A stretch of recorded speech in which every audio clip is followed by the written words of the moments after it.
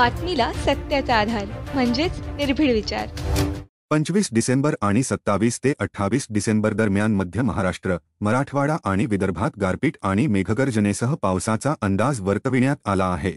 खानदेश, मध्य महाराष्ट्र, मराठवाडा आणि विदर्भातील शेतकऱ्यांनी हवामानाच्या अंदाजाची दखल घेऊन शेतीचे नियोजन करावे असे आवाहन कृषी विभागामार्फत करण्यात आले आहे।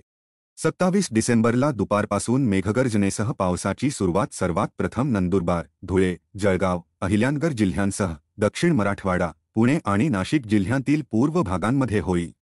शुक्रवार रात्रीपर्यंत वादळी पाऊस पश्चिम विदर्भ आणि शेजारच्या मराठवाड्यात हजेरी लावेल, ज्यात बुलढाणा, अकोला, वाशिम, अमरावती, छत्रपती संभाजीनगर, जालना, परभणी, हिंगोली आणि बीड जिल्ह्यांचा समावेश आहे।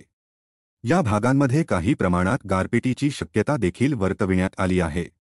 मध्य महाराष्ट्र आणि मराठवाड्याच्या उर्वरित जिल्ह्यांतील काही भागांमध्ये मेघगर्जनेसह पाऊस पडण्याची शक्यता देखील आहे। 28 डिसेंबरच्या पहाटेपर्यंत वादळी पाऊस पूर्वेकडे सरकेल आणि विदर्भातील इतर जिल्ह्यात हजेरी लावेल।